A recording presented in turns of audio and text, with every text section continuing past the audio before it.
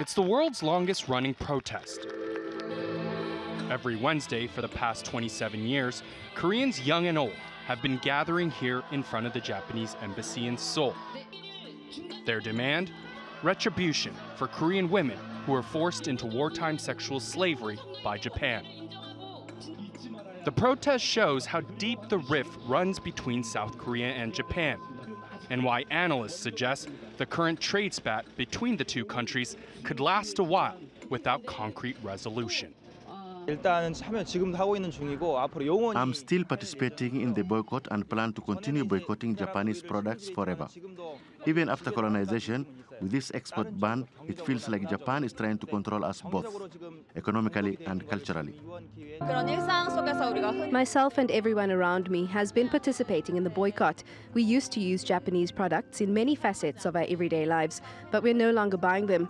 With everyone partaking in the boycott, it does feel like we've been able to fight back a little. Seoul claims trade tensions with Tokyo flared after South Korea's Supreme Court ordered Japanese firms to compensate surviving South Koreans who were forced to work during Japan's occupation of the Korean Peninsula. Japan has never officially apologized for its actions during World War II, saying the issue is covered under the 1965 agreement. Then in July, Japan imposed export bans on 3 chemical materials to South Korea vital to producing memory chips and display panels, one of South Korea's most important industries. The following month, both countries removed each other from their respective list of trusted trading partners. South Korea would go one step further, pulling out of a military intelligence sharing agreement, a decision which was later revoked. We managed to prepare the ground for the withdrawal of export regulation and have bought ourselves time for intense discussions. But there's not much time left.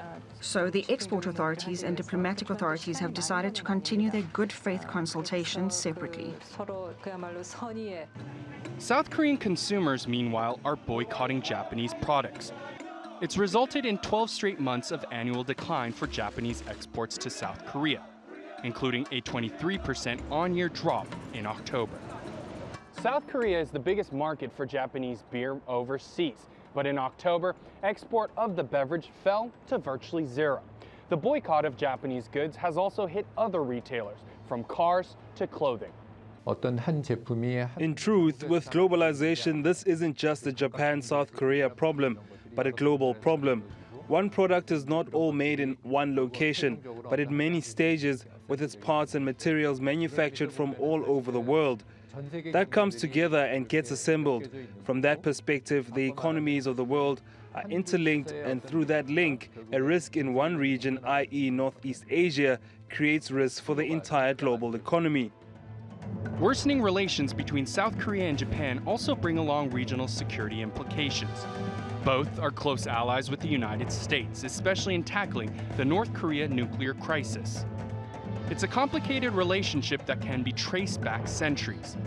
A solution may not come overnight. But to look to the future, the two countries might have to first reflect on their past.